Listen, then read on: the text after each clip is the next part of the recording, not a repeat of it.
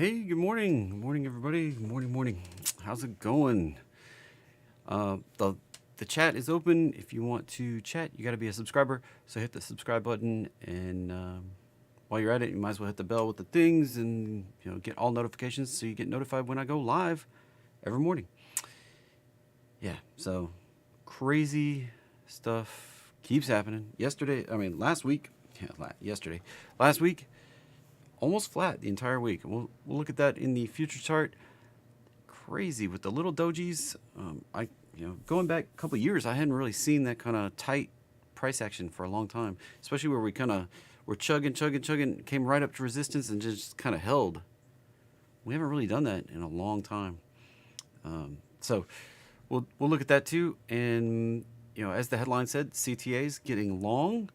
That started like 2 weeks back and kind of continued into the end of the week last week.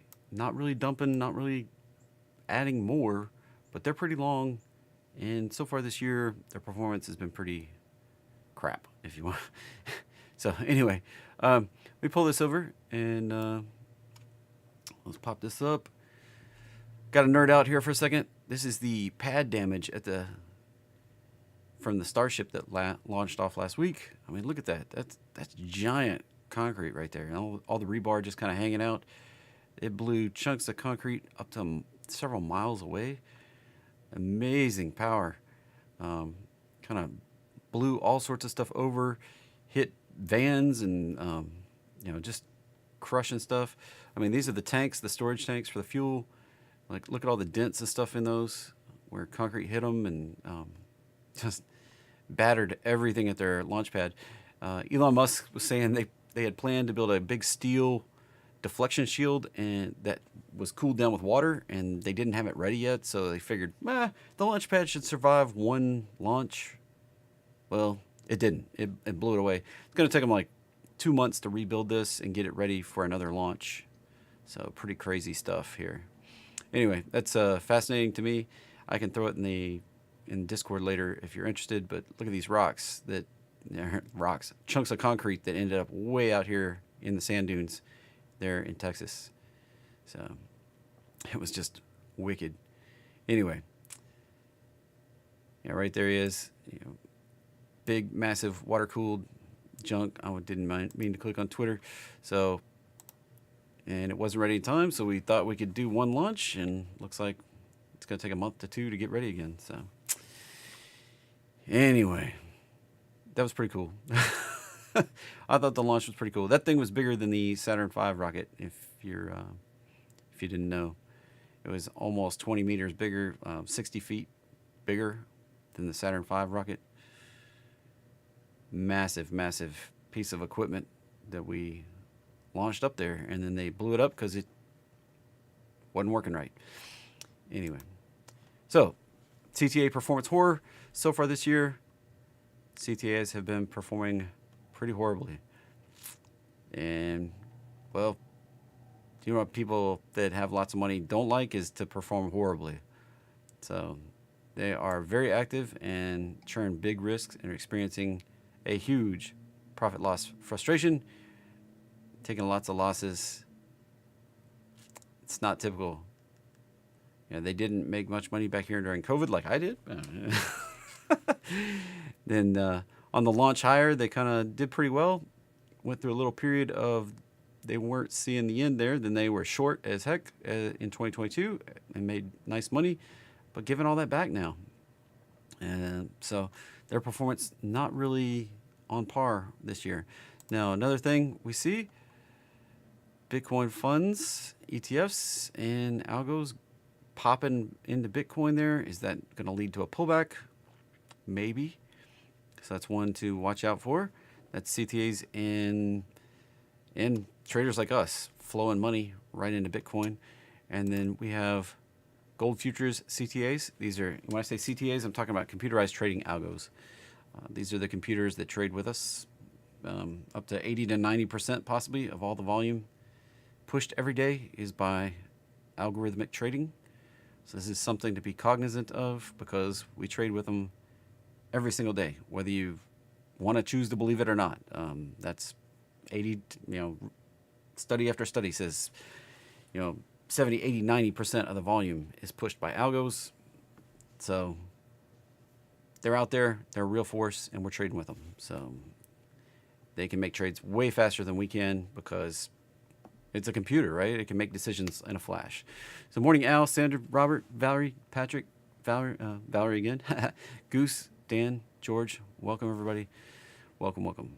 So this is Bank of America's research right here. I like their research. This year, it's tended to be more on point than Goldman Sachs or Morgan Stanley or JP Morgan as far as the projections on the CTAs. So right now, this is just gold. This is the only, I couldn't find the one for the general market for Bank of America. I was searching for it. Right now, gold looking like they could do a large sell right back to neutral on the CTAs, the algos. They were long, they went flat, they went long again, and it's projected to go back flat if we get any kind of bear in gold. Flat, the flat position, of course, is the 0 mark. 5-day projection, you can't even see the purple in there or the green. So really, it's looking like gold, maybe a sell for the algos. And we'll check out the gold chart here in just a few minutes. Anyway, I need to go ahead and hit the disclaimer. All trading involves a substantial risk of loss. Past performance not necessarily indicative of future results. I may be full of crap, but as some of my loyal commenters say, it's a good kind of full of crap. It tends to be right, even when I'm wrong. So this presentation here, informational, educational, fun, is not a recommendation to buy or sell any financial instrument. You desire personal financial advice, you got to hire and consult a financial advisor that has a fiduciary duty to take care of you and give you good advice.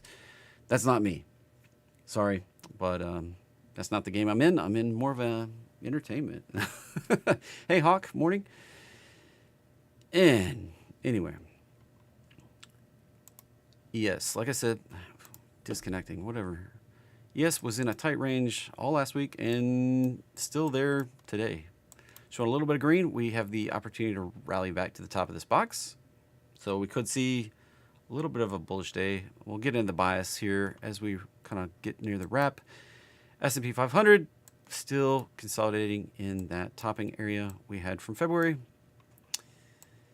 And popping over the simple chart really quickly. You can see we came out of the top of the box and parked. Like we just had no momentum by the time we got out of the top of the box. We've just been parked there. And we did find some resistance, popped out, and stopped. Now the two prevailing kind of paths forward I see right now, I give it like 10% chance that we don't hit 4,300. It's like almost 90% odds, I think, that we hit 4,300. Now, we could go back to 4,000 before we go up to 4,300, or we could just charge up here a few more, possibly a few more days, and then pop right up there. So those are the two paths I see right now. I'm like I said, I think we're like 90% odds that we're going to see 4,300 probably by summer. Is it this week? No. Next week? No. Probably by summer. Now, the thing I was talking about Friday, the tax receipts, the daily Treasury DTS, the daily Treasury statement came in even below the bearish estimates that I had up on Friday. It came in 37% light. Now, I don't know about you, I pay taxes before I get the money. So inflation has no bearing on how much I give the government. Why is there 37% less money hitting the government right now? It's not like you get a choice to not pay your income taxes, right? You work a W-2 job, it comes out before you get to touch that money. So 37% light, that's way, it's way light on the money hitting the Treasury. What that means is that it kind of pulls forward that date that we may hit the, let me see if I still have that chart up. See if I still have the chart up. No. I bet I have it in Discord. 1 second. I do have the Saturn V rocket. Let me pull that up really quickly. And where did Discord. 1 second. 1 second. Well, more than a second now. Let's see. There it is. I pull that up and throw it on. Yeah, here's the Starship compared to the Saturn V. Crazy how big it is. I guess if you count that little doodad, that little tower sticking up, Starship wasn't quite 20 meters bigger, but you know, you look at the top right there versus the top right there. Starship didn't have some stupid little tower sitting up there to make it even taller. So anyway, what it does for the debt ceiling, it pulls it creates this problem right here. This mid-June deadline here, if we're 37% light, this means this whole blue curve up here and more likely to hit right there in mid-June. We hit the debt limit and create default. Now, Congress is trying to bat around like a $1.5 trillion extension, you know, give us a little extra room so they can hammer it out. But, you know, as you can see, that just pushes it out, you know, back to the fall instead of possibly mid-June. So, I don't know. This doesn't seem like too great a deal here. Very cautious. Well, all my charts went away. That was cool. So what that does, if you look at the charts back from 2011, we're going to have to zoom out quite a bit here. And grab a monthly chart. Zoom this up. We have to go back to sunny 2011. Right back here. This was a downgrade of the U.S. Right there. Downgrade of U.S. debt. Everybody got upset. Market took a big spill. That was like a 16% haircut in the market, just on the simple chart. So that sort of thing is hanging out there right now, out here, you know, with us right now. That's something to be aware of, that this threat is out there in the market with us. So we could see maybe if we pop to 4,300, we just roll over, or that's definitely something I'm going to keep an eye on and keep updating. So this is, you know, maybe it has something, maybe it means something, maybe it doesn't mean something, but at least we're aware that it's happening and it's not fitting the mainstream media narrative. So let's be cautious. All right. Now we can pop out, pop down, and S5FI sitting right in the middle, looking pretty nice. And I need to go back 2 charts and pop over here and pull up the S5FI on the candle chart. We're sitting right there, hovering above the middle. I do expect us to go up to 80 before we get the pullback, and maybe back up here if they can resolve all the crap. So this may be the pullback we get off the debt problem, and then we rally right back up after we get it all figured out. We'll see what actually happens. Of course, there's the daily ES, just consolidating in Q, consolidating at the bottom of the resistance. This is the resistance we built up from August. I do expect us to come up and test the top of this. We're just sitting there, just hovering. And then Russell is consolidating down here on top of the box. It's actually, I find that somewhat bullish for Russell. If it can break out through this little consolidation between the blue box and that black line, we'll probably pop right on up through the roadmap line and rally right back up into the 2,000 area. So, hey, Arthur, doing good this morning? Doing good, doing good. Dollar continues to consolidate into the bottom and looks like it's going to push lower yet again.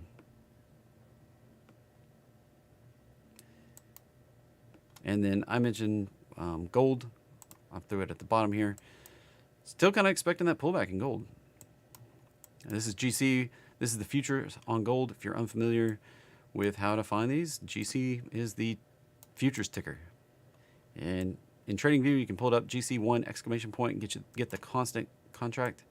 I do have a target up here around 2,200, but we may, getting a pullback is, in my opinion, kind of highly likely to, and just doing an echo, like I look for patterns in the market. Just doing an echo of the pullback we got in February, we could easily come right back to the roadmap line, right down here, If you want to know more about the roadmap line, you know, check out my check out my YouTube. There's a video from I guess back in December where I gave you the code for it. So it's all out there, and there's a link in the description if you just want to get the code and not have to try to copy it down from a YouTube video. Links in the description, and bonus, you get to join me in Discord. So we chat all day on this stuff. And if that's not your thing, well, I throw out trades and all sorts of stuff in there. So anyway, circling back around to the things moving today, ALB, that one dropped out, lower low. I don't remember when I drew that line, but it went lower low. Now potentially finding some support from this low. It may continue on down. Makes lots of money, looks like. Just not doing too good. Chemicals. That looks recessionary. I don't know about you, but that looks like the kind of thing that happens in a recession. Not the kind of thing that happens when everything is great in the world. Why would there be less chemical demand for chemicals? It looks like we could go right on down here to this neighborhood.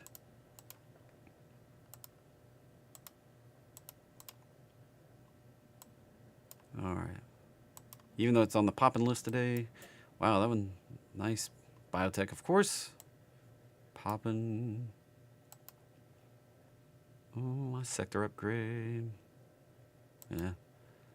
I find these highly tough to trade. So it's just right back up here to this consolidation. It dipped down, right back up. Nothing to it to me. PHG, never even heard of this. Medical specialty supplies, whatever. Get another pop. And yeah, ugly miss on ALB. Looks like, I don't know. Nothing to say on PHG. It doesn't really have any resistance, but that's been a giant downtrend, and I would be very cautious trying to chase anything there. GETY, Getty Images. These guys lose a lot of money. Bed Bath & Beyond liquidating, or basically announcing they're quitting. Filing bankruptcy over the weekend. Money's expensive, and you cannot continue to keep going if you don't turn a profit here. So despite popping a little bit, nope, looks like Coke's moving. That was on down the list a couple. Let's go ahead and pop over there. Coke breaking out. This is, if we can hold on and not just go red and drop back down, this is a bullish entry on Coke right here for the play. This has a head and shoulders pattern and a measured bounce pattern. Breakout here, target 71, 68 conservatively, 71. This looks like a pretty good play.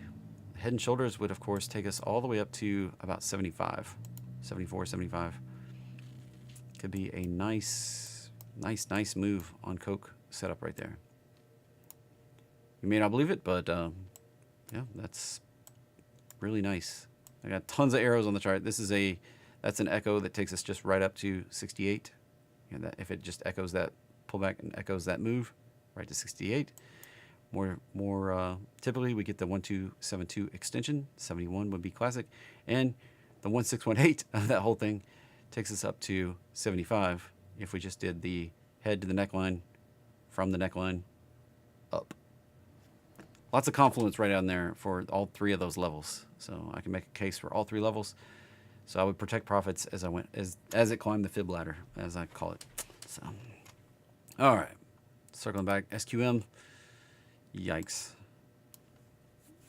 That was another chemical. MDT. Potentially, that's a potential play. Potential entry here, rallying right up to this next resistance, and that went way deeper than a measured bounce. So I would be very cautious. It would take a 1618 extension to get to the next level. May find resistance at 91. It is breaking out though. Nice looking chart actually for a medical supply. We did KO NTES. Nothing great here. Found resistance at that prior high right there. trading below that unless we get a nice breakout, and then we're probably just right into more of this crap right over here. That's got some stuff to work through. Cold, short natural gas, showing a little pop. Now it's turning red. I don't know. Natural gas definitely not looking so hot. Get it? Just consolidating down here at the bottom, and it can easily extend down further. Please be careful.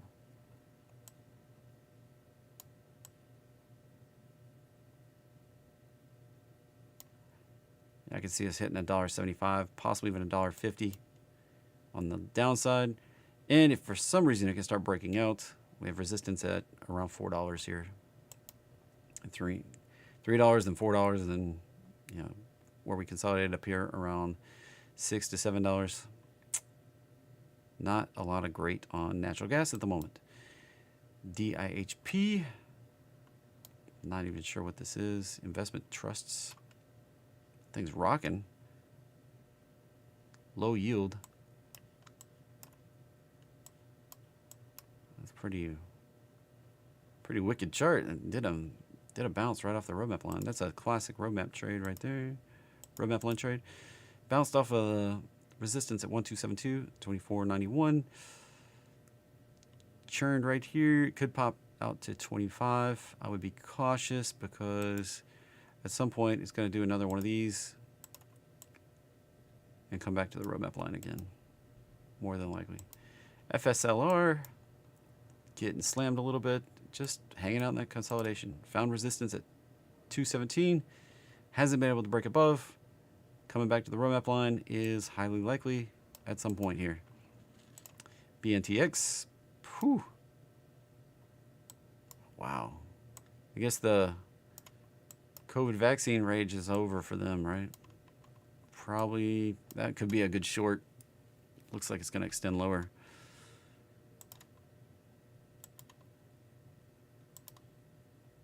$98, possibly even $73 on the downside.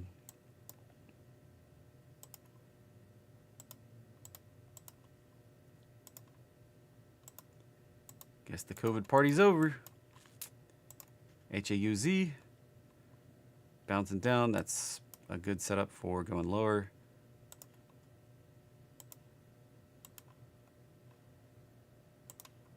Would we want to break down below this level here? And if we get below that level, then we could see an extension down further.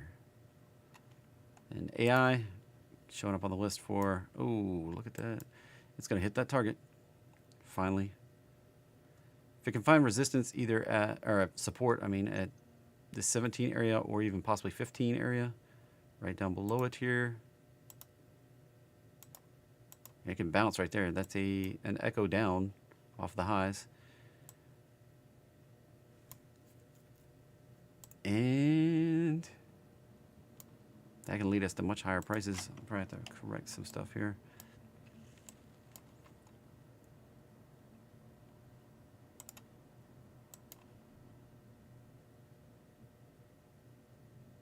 Yeah, holding in this area, turning positive. I would want to see a move back up to 22. That can lead to an extension higher. But I think the party may be over for AI here. Could lead us up to 53, that resistance. But this looks kind of like that bubble thing. I mean, let's look at the history of this thing. Down, down, down, down, down. Little pop further down. I would be careful. It can go down to $3. MU. AI is not ChatGPT. AI is not OpenAI. So OpenAI is a private company. MU got to break above that, otherwise it can retrace further. It has kind of an uptrend triangle situation going on here. Not my favorite pattern for predicting what's going to happen next. Fill it out, and it's either going to pop or drop. We've already talked about gold. So my bias for the day, as I said earlier, sideways is the real bias, but we could rally back to the top of the box. This is not the smallest range. We have almost 100-point range in this box. And if we could break out of it. You know, we're 4140. You know, the ES has a tighter range here. So 4140 and 4180 are kind of, you know, a 40-point range here. If we break down, we're likely to go on down to about 4,040. So lose another 100 points. If we break out, we're likely to go up to 4,300.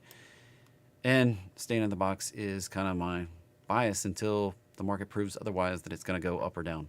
That is a coin flip zone. We can go up just as easily as we can go down from this zone right here. So that's what I got. Tesla didn't show up as a mover, and it's not moving. It's flat. So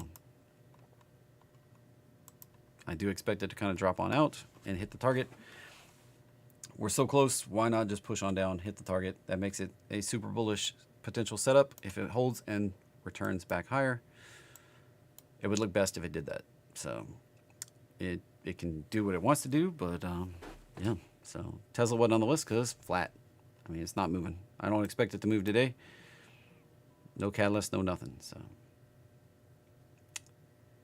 all right, Mora's not moving either. Nothing's moving here. Mora up 1%. So if you want to do a whole bunch of requests, come visit me tomorrow at 5 o'clock, Tuesday 5 p.m. I do your requests for at least 30 minutes. So right now, looking for moving stuff. Mora, Tesla, not moving. So anyway, that's the bias for the day. No, if you want to come get further updates, come and hang out with us in Discord. Links in the description. And I'll see you again tomorrow. I'll be back at you about 9:15 in the morning. So see you later.